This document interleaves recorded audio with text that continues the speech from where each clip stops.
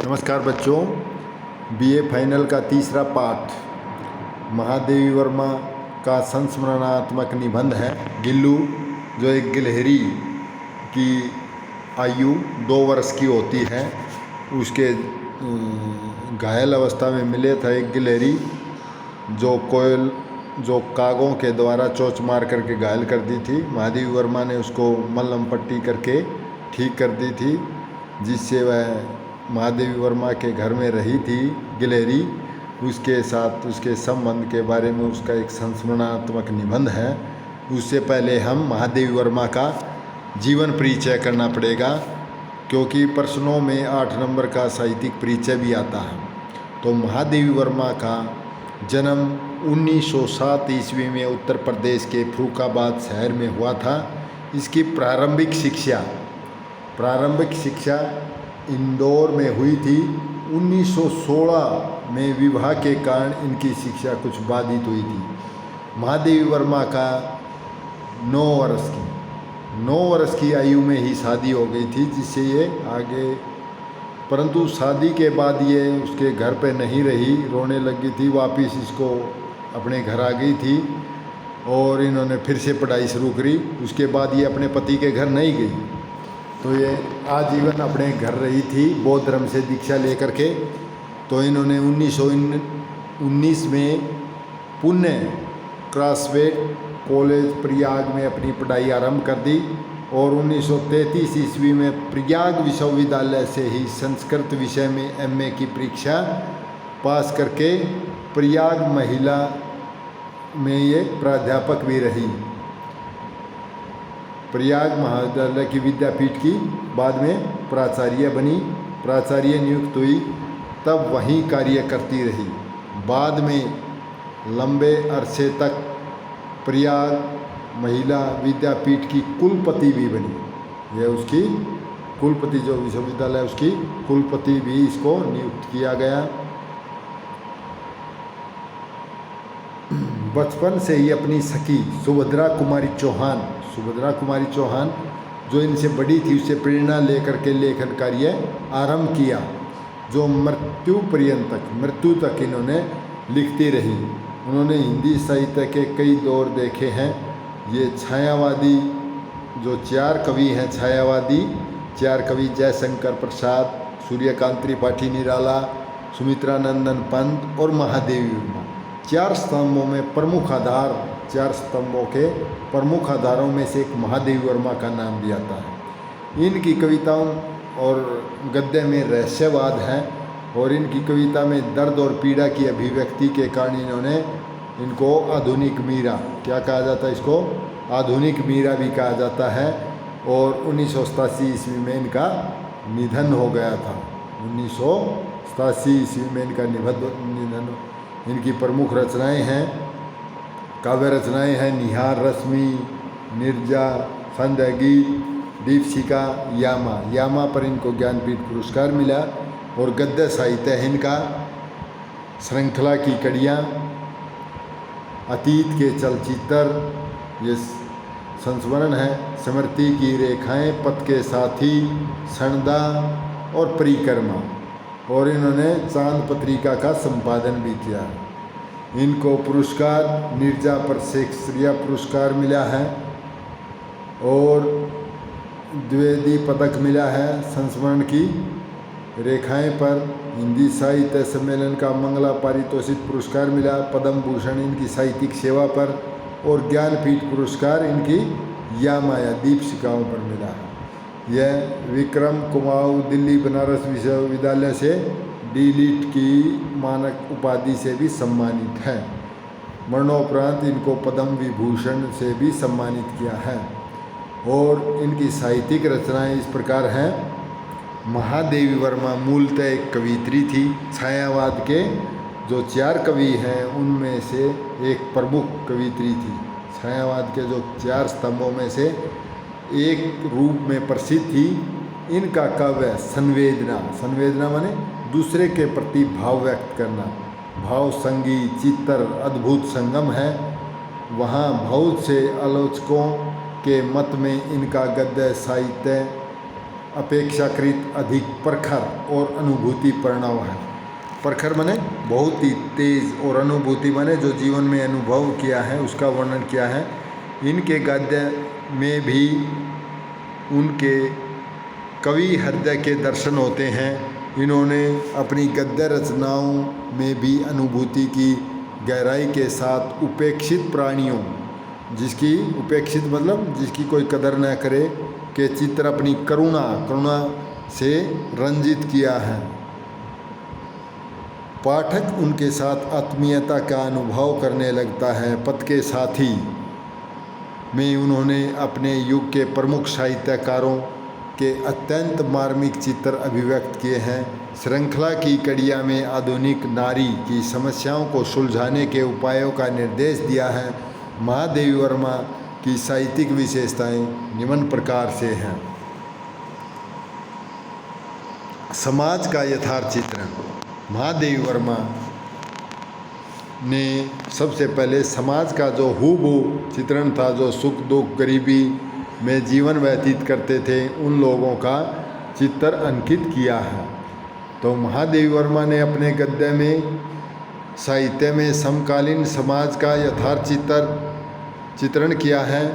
समाज के यथार्थ चित्रण के अंतर्गत उन्होंने समाज के सुख दुख गरीबी शोषण आदि का यथार्थ वर्णन किया है, और इनके रेखा चित्रों और संस्मरणों में समाज में फैली गरीबी, कुरीतियाँ, जाति पाति भेदभाव, धर्म संप्रदायवाद आदि विसंगतियों का यथार्थ रूप से जो घटित होता था, जाति पाति भेदभाव का, उनको यथार्थ धरातल बना करके उसका चित्रण किया है। वे एक समाज सेवी लेखिका हैं। कैसी है वे? समाज सेवी लेखिका हैं। वे आजीवन साहित्य सेवा के साथ साथ समाज उद्धार करने लगी रही। दूसरी इनकी साहित्यिक प्रवृत्ति है निम्न वर्ग के प्रति सहानुभूति। निम्न वर्ग के प्रति सहानुभूति। महादेवी वर्मा के जीवन पर महात्मा बुद्ध, विवेकानंद, स्वामी रामतीर्थ आदि के विचारों का गहन प्रभाव था, जिसके कारण उनकी निम्न वर्ग यानी निम्न माने छोटे आदमी जो गरीब है उसके प्रति गहन सहानुभूति रही है। इनके गद्य साहित्य में समाज के पिछड़े वर्ग के अत्यंत मार्मिक चित्र अंकित हैं। इन्होंने समाज के उच्च वर्ग द्वारा उपेक्षित कहे जाने वाले लोगों के प्रति संवेदना व्यक्त की है। यही कारण है कि उन्होंने अपने गद्य साहित्य में अधिकांश पात्र निम्न वर्ग से ग्रहण किए हैं। चौथी उनकी साहित्यिक विशेषता है मानवेतर प्राणियों के प्रति प्रेम। मानवेतर कौन होते हैं?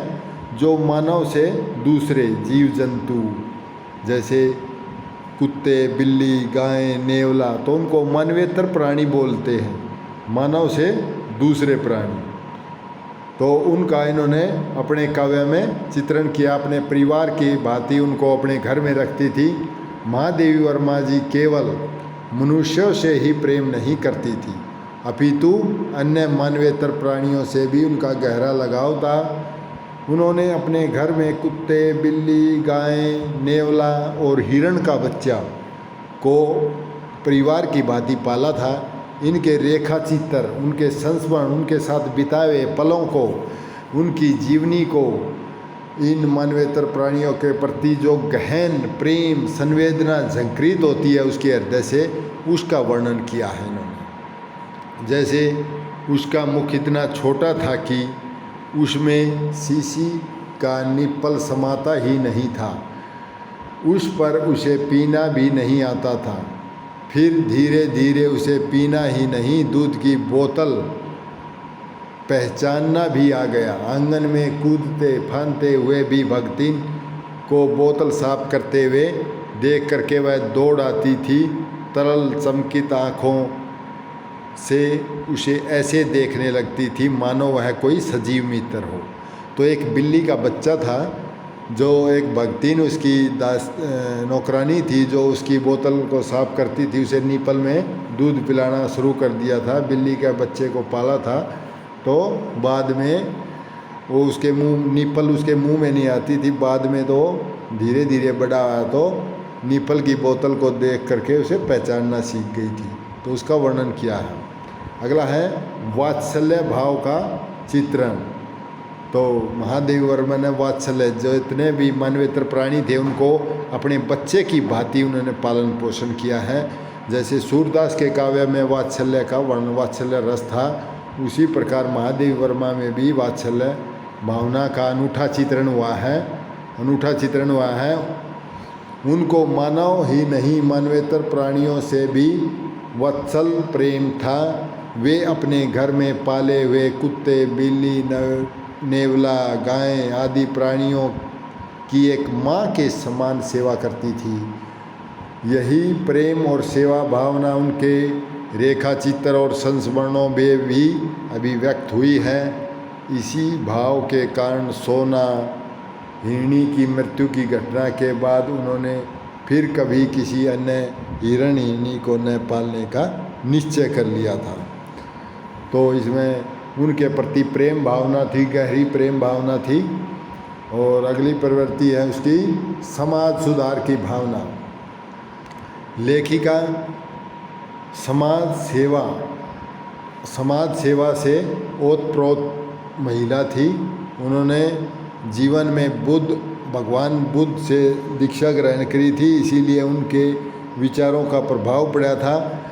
बुद्ध और विवेकानंद आदि विचारकों का प्रभाव पड़ा था, जिसके कारण उसकी वृत्ति समाज सेवा की ओर उन्मुख हो गई थी। उन्होंने अपने साहित्य के माध्यम से समाज में फैली कुरीतियों और विसंगतियों, जो समाज में कुरीतियाँ होती हैं, विसंगति होती हैं और विडंबनाएं होती हैं, दुखों का कारण होती हैं, या ऊंच नीच होता है, विसंगति, कोई अमीर है कोई गरीब है, तो को उखाड़ फेंकने का भरपूर प्रयास किया था। समाज में जो विसंगतियां हैं उसको उखाड़ फेंकने का भरपूर प्रयास किया था। उन्होंने अपने गद्य साहित्य में नारी शिक्षा का भरपूर समर्थन किया है, नारी शोषण, बाल विवाह आदि का विरोध किया। उनके समाज सुधार संबंधी विचार उनके प्राय सभी संस्मरणों में बिखरे पड़े हैं। और लास्ट आ जाती है उनकी भाषा शैली। महादेवी वर्मा की भाषा खड़ी बोली थी और संस्कृत भाषा में एमए की थी। तो महादेवी वर्मा ने संस्कृत भाषा की परास्नातक और छायावाद की कवियत्री थी। इनकी भाषा में तत्सम, जो संस्कृत के तत्सम शब्दावली का साहित्यिक खड़ी बोली में, शुद्ध साहित्यिक खड़ी बोली में प्रयोग किया है। तो इनकी भाषा में व्याकरणिक शुद्धता, सरलता, सरसता, धारा प्रवाह का अविराम गुण सर्वत्र मौजूद है। इनके काव्य में माधुर्य गुण की प्रमुखता है, तो गद्य में प्रसाद माधुर्य दोनों ही हैं। इनका वाक्य विनाश इनकी कुछ रचनाओं को छोड़कर प्राय दीर्घ हैं, परंतु गंभीर और रोचक हैं। इनकी शैली में विचारात्मक, भावात्मक और का वर्णन किया है। शैली होती है जैसे किसी चीज़ के ऊपर विचार विवेचन किया है, उनको भाव वर्णन किए हैं। तो इसमें भाव ज़्यादा है क्योंकि उसके हृदय से लगाव था, जो गिल्लू गिलहरी था। तो इस संस्मरणात्मक निबंध में उनका हृदय से वर्णन ज़्यादा। विचारात्मक जो विचार होते हैं वह बुद्धि से आते हैं। गद्य में तर्क शक्ति होती है, विश्लेषण की प्रधानता रहती है, तर्क और विश्लेषण की प्रधानता रहती है। और भाव जो भावात्मक है वे हृदय से निकलते हैं। तो गद्य में कल्पना और अलंकृत वर्णन की प्रधानता रहती है। इनके गद्य में भी काव्यात्मकता के दर्शन होते हैं। इन्होंने विभिन्न आधुनिक विमों को अपने साहित्य में प्रस्तुत किया है। करुण रस इनके साहित्य का प्रधान रस है। मैं आशा करता हूँ आपको ये महादेवी वर्मा का साहित्यिक परिचय समझ में आया होगा। धन्यवाद।